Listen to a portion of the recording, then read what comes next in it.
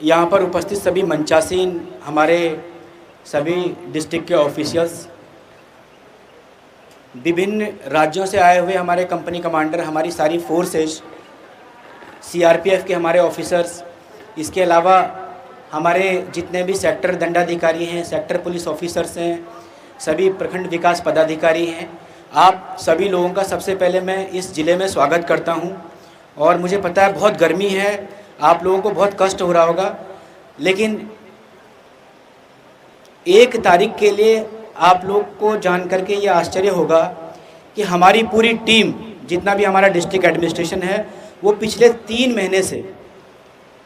महीने से लगातार एफर्ट कर रहा है, लगातार मेहनत कर रहा है, केवल इसीलिए कि ये हमारा जो 1 तारीख का दिन है, ये 1 तारीख का दिन सफलतापूर्वक हम लोग समावेशी चुनाव करा पाएँ, निष्पक्ष चुनाव करा पाएँ, बिना किसी पूर्वाग्रह के चुनाव संपन्न करवा पाएँ। बस इसी 7 बजे से लेकर के और 5 बजे तक के लिए ही हमारी पूरी ऊर्जा पिछले 3 महीने से केवल एक आदमी की नहीं, पूरा district administration, top from the district magistrate to हमारा पंचायत ऑफिसर, एक आदमी की ऊर्जा इलेक्शन में लगी हुई है, केवल इसी चीज़ के लिए कि हम लोग बहुत ही अच्छा चुनाव करवा पाएँ, बिना किसी राग रपट के, बिना किसी प्रश्नवाचक चिन्ह के, बिना किसी क्वेश्चन मार्क के। अब आप लोगों का बहुत टाइम मैं नहीं लूँगा, मैं बहुत ही महत्वपूर्ण जो बातें हैं मैं आप लोगों को उन बातों के साथ शेयर करके आप लोगों को यहाँ से विदा कर देंगे। आप लोग सभी लोग सोशल मीडिया देखते होंगे, जितने हमारे ऑफिसर्स आए हैं। कोई मध्य प्रदेश से ऑफिसर है इसमें? एमपी से आप हैं? ठीक है। यूपी से, उत्तर प्रदेश से, महाराष्ट्र से कोई है? पंजाब से कोई है? पंजाब से एक दिख रहे हैं, पंजाब से आप ही हैं ना? आप थोड़ा ध्यान दे दीजिए, इंपॉर्टेंट बातें हैं, ठीक है। 2 मिनट अगर अपना मोबाइल आप बंद कर लेंगे तो जो चीज़ यहाँ आए हुए हैं वो थोड़ा सक्सेसफुल हो जाएगा। आप लोग को मैं दो तीन केस स्टडीज़ बताता हूँ। हमारे यहाँ तो 7वें चरण में चुनाव है, इसलिए हमारे पास सारे स्टेट्स की केस स्टडीज़ है। आप लोगों को केस स्टडी नंबर 1 बताता हूँ मैं, आप लोगों ने सभी ने देखा होगा। ये घटना है मध्य प्रदेश की। क्या घटना है? बहुत छोटी घटना है कि एक 17 साल का बच्चा, जिसकी उम्र लगभग 16-17 साल रही होगी, वो पोलिंग स्टेशन के अंदर प्रवेश करता है। पोलिंग स्टेशन के अंदर प्रवेश करने के बाद वो मोबाइल भी लेके गया हुआ है, और मोबाइल लेने के बाद वो ईवीएम पर अपना वोट डाल रहा है, ऐसे करके अपना वोट डाल रहा है। 1 वोट डाला, चलो कोई बात नहीं, उस बच्चे ने 8 वोट डिलीवर किए। आप लोगों ने किसी ने देखा है वो वीडियो? किसी ने वो वीडियो देखा है, हाँ या ना बताइए? जरूर देखा होगा, नहीं देखा तो देख लीजिए। 8 बार उसने वोट डाला, और वोट डालने के बाद वो खबर पूरा सर्कुलेट हुई सोशल मीडिया में। सोशल मीडिया में सर्कुलेट होने के बाद इलेक्शन कमीशन ऑफ इंडिया के पास गई। जितने ऑफिसर्स थे, जितने पीठासीन पदाधिकारी थे, सारे पुलिस ऑफिसर्स, सारे सिक्योरिटी पर्सनल्स सब सस्पेंड हो गए। केवल इतनी छोटी घटना से, एकमात्र घटना थी, उस घटना से उस पोलिंग स्टेशन पर, उस सेक्टर पर और उस जोन में जितने भी ऑफिसर थे सबको निलंबित होना पड़ा। किसी की गलती नहीं, गलती उस बच्चे की, और उस बच्चे की गलती का खामियाजा हमारे लोगों को भुगतना पड़ा, हमारे ऑफिसर्स को भुगतना पड़ा। तो लेकिन इलेक्शन में गलती की कोई गुंजाइश नहीं है। और एक बार अगर आप किसी पर भी अगर ये टैग लग गया कि ये इलेक्शन की ड्यूटी सही से नहीं कर पा रहा है, तो आप फिर आपका पूरे कैरियर पर ही क्वेश्चन मार्क लग जाएगा। ना आपका प्रमोशन होगा, ना आपका कोई वृद्धि होगी। हमेशा आपको इलेक्शन से दूर रखेंगे और उसी रैंक पर रखते चलेंगे। इसीलिए मेरा आप सभी लोगों से रिक्वेस्ट है कि बहुत बेसिक चीज़ें सभी को ध्यान रखनी है। और चुनाव में एक महत्वपूर्ण बात सभी लोग ध्यान दें कि इलेक्शन में ऐसा नहीं है कि ये काम पुलिस ऑफिसर का है, ये काम सेक्टर मजिस्ट्रेट का है, ये काम सेक्टर पुलिस ऑफिसर का है, ये जोनल ऑफिसर का है। ऐसा कुछ नहीं है, सारा कोऑर्डिनेटेड एफर्ट होता है। एक ऑफिसर दूसरे ऑफिसर, तीसरे ऑफिसर के साथ डायरेक्टली और इनडायरेक्टली जुड़ा हुआ है। आप बात करेंगे कि बूथ की सिक्योरिटी किसकी है, तो बूथ की सिक्योरिटी फोर्स की भी है, मजिस्ट्रेट की भी है, पीठासीन पदाधिकारी की भी है।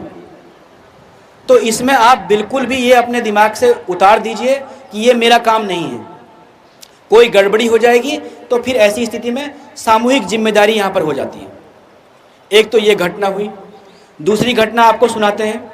दूसरी घटना क्या होती है कि ये घटना है, शायद पंजाब की या हरियाणा कहीं की घटना है, कि एक कैंडिडेट जो खुद चुनाव लड़ रहे थे, वो कैंडिडेट अपने समर्थकों के साथ, अपने सपोर्टर्स 10, 12, 15 सपोर्टर्स के साथ वो पोलिंग स्टेशन के अंदर तक गए और उनका अंगरक्षक अंदर तक उनको वोट कराने ले गए। तो ये भी घटना देखिए, ये घटना भी अपने आप में पूरी प्रकाश में आई और सभी लोगों पर कार्रवाई हो गई, न चाहते हुए भी, बिना कि कोई गलती नहीं किसी की, कोई कुछ नहीं, लेकिन इसके बावजूद भी कार्रवाई हो गई। तीसरी घटना, एक छोटा बच्चा, एक आदमी अपने छोटे बच्चे को लेकर पोलिंग बूथ में चला गया, उत्तर प्रदेश में चला गया। वो ऐसे ही घुमाने के लिए, अपने बच्चे को दिखाने के लिए लेके गया, तो बूथ के अंदर गया, वोटिंग कंपार्टमेंट में वोट डलवा दिया अपने छोटे बच्चे के हाथ में कि आप डालो, इस पर डालो। तो ये एक तरीके से आप मान के चलिए कि ये एक बहुत बड़े क्राइम्स हैं इलेक्शन में, और इसमें अगर कोई भी उस पर्टिकुलर बूथ से जुड़ा हुआ कोई भी ऑफिसर है तो वो बच नहीं पाएगा उसमें। तो ये हम बातें आपको केवल इसलिए बता रहा हूं ताकि आप लोग चीज़ों की गंभीरता को और सीरियसनेस को बहुत अच्छे से समझ पाएं। कुछ एक बातें जो आपको ध्यान रखनी है, पुलिस अधीक्षक महोदय ने और हमारे कमांडेंट साहब ने आपको एक एक चीज़ बता दी है। मैं 4-5 बहुत महत्वपूर्ण बातें बताऊंगा, उसके बाद आप फ्री हैं। नंबर 1, कई लोग ये बोल रहे हैं कि हम लोग जल्दी आ जाते हैं डिस्पैच सेंटर पर, लेकिन डिस्पैच होता है 11-12 बजे तक। ऐसा नहीं होगा। हम लोगों का सारा तैयारी बहुत ही अच्छी है। सारा सामान हम लोग टेबल पर रखवाने जा रहे हैं। 5:45 पर सभी पोलिंग पार्टियां, सभी सेक्टर मजिस्ट्रेट, जोनल मजिस्ट्रेट, जितने भी हमारे जो कंपनी कमांडर्स हैं, वो सभी लोग 5:45 पर इस सेंटर पर पहुंच जाएंगे। नंबर 1। नंबर 2, जितनी जल्दी हो सकता है टैगिंग करके, अपनी पोलिंग पार्टियों से बात करके, सामान मिला करके, वाहन कोसांग हमारा बहुत नज़दीक है, वाहन कोसांग से जा करके यहाँ से आपको विदा ले लेना है। नंबर 3, ईवीएम की security, the most important thing, कि आपको ईवीएम की सिक्योरिटी कैसे करवानी है। एक हजारीबाग में किसी ने इलेक्शन ड्यूटी करी, हजारीबाग में हाथ खड़े करें। आपको जानकर आश्चर्य होगा कि वहाँ पर क्या हुआ कि कुछ ऐसी घटनाएं हो गई कि ईवीएम लोग अपने घर पे ले गए, बारिश हो गई, लोग अपने घर ले गए। तो ये चीज़, ईवीएम एक लीगल इंस्ट्रूमेंट है, लीगल चीज़ है। एक बार अगर उस पर वोट हो गया तो इसके बाद आप मान करके चलिए कि वो सीधे स्ट्रांग रूम तक आना है। उसके अलावा ईवीएम का मूवमेंट कहीं नहीं होना है, और ईवीएम के मूवमेंट का एक प्रॉपर प्रोटोकॉल है कि वो सिक्योरिटी फोर्स के साथ ही मूव होगा, ताकि उसको कोई अन्यत्र किसी के हाथ में वो न चला जाए। ये आपको ध्यान रखना है। ये सब चीज़ें आपको अपने मस्तिष्क में हर समय रखनी है। इसके अलावा जब आप बूथ पर पहुंच जाएंगे तो बूथ पर पहुंचने के बाद सारे पुलिस ऑफिसर्स, सारे सेक्टर ऑफिसर्स, जोनल ऑफिसर्स अपने मस्तिष्क में इस बात को रख लीजिए कि किसी भी आदमी को आपने उस पोलिंग स्टेशन के अंदर मोबाइल ले करके नहीं आने देना है। अगर डिस्ट्रिक्ट मजिस्ट्रेट भी आना चाहे तो उनको भी आपको मना कर देना है कि आप अपना मोबाइल बाहर रखिए। मोबाइल ले जाने की परमिशन केवल और केवल प्रिसाइडिंग ऑफिसर को है, क्योंकि प्रिसाइडिंग ऑफिसर को बहुत सारा रिपोर्ट मोबाइल के माध्यम से देना है। इसके अलावा कोई भी आदमी प्रवेश नहीं करेगा। आपको एकदम प्रवेश निषेध रखना है, चाहे कोई भी डिग्निटरी हो, XYZ। किसी डिग्निटरी को आप अंदर मोबाइल ले जाने नहीं देंगे। अगर कहीं से भी फोटोग्राफ्स रिलीज होगी तो फिर ऐसी स्थिति में बहुत प्रॉब्लम हो जाएगी। नंबर 4, आपने 200 मीटर का रूल पढ़ा होगा, नहीं पढ़ा होगा तो मैं आपको बता देता हूँ। ये बूथ है, उस बूथ के 200 मीटर के परिधि क्षेत्र में, 200 मीटर के जो उसका सरकमफ्रेंस होता है, उस 200 मीटर के सरकमफ्रेंस में किसी भी पॉलिटिकल पार्टी का न तो कोई जुलूस, न कोई लोग प्रवेश नहीं करेंगे। अगर कैंडिडेट वोट देने के लिए आते भी हैं तो उनके साथ मात्र 2 और लोग एकम्पनी उनको कर सकते हैं, खुद एक कैंडिडेट, एक उनका इलेक्शन एजेंट और एक उनके द्वारा प्राधिकृत कोई तीसरा व्यक्ति, बस। इसके अलावा कोई नहीं आएगा। अगर कोई सिक्योरिटी पर्सनल्स के साथ आता है तो सिक्योरिटी पर्सनल्स के साथ वो अंदर नहीं जाएगा, केवल बूथ के बाहर रहेगा उनकी सिक्योरिटी के लिए, वो भी सादे लिबास में, और अपना जो अस्त्र है उस अस्त्र को कंसील करेगा, छुपाएगा। ये चीज़ आप अपने पूरे दिमाग में एकदम क्लियर रखिए। इसके अलावा सेक्टर ऑफिसर्स और सेक्टर पुलिस ऑफिसर्स अपना वोट करवाने के उपरांत 5 बजे जब आप अपना वोट करवा देंगे तो वोट करवाने के बाद यथाशीघ्र आप उन पोल्ड ईवीएम को अपने अपने जो सेक्टर पुलिस ऑफिसर्स हैं, आपके जो कंपनी कमांडर्स हैं, उनकी सिक्योरिटी में सीधा स्ट्रॉन्ग रूम तक लेकर के जाएंगे। कोई भी अन्यत्र उस पोल्ड ईवीएम को लेकर के बिल्कुल भी नहीं जाएगा। एकदम बैठा दीजिए। अभी हम आपको एक 5-7 पॉइंट का एक पेज दे रहे हैं, वो सभी पुलिस ऑफिसर, सभी सेक्टर ऑफिसर ले लीजिए, उसमें सारी इंपॉर्टेंट बातें मैंने लिखवाई हुई है। इसके अलावा 5 बजे तक वोटिंग है। अगर 4:49 पर कोई पोलिंग बूथ के अंदर आता है और 25 लोगों की लाइन लगी हुई है तो आपको उसको अंदर आने देना है, उसको मतदाता पर्ची देनी है, और जब तक वो आदमी पोल नहीं कर देगा, चाहे 8 बज जाए, तब तक आपको पोलिंग करवानी है। ये कुछ बेसिक चीज़ें हैं जो सभी सेक्टर पुलिस ऑफिसर्स को, सभी सेक्टर ऑफिसर्स को और हमारे कंपनी कमांडर्स को ध्यान में रखनी है।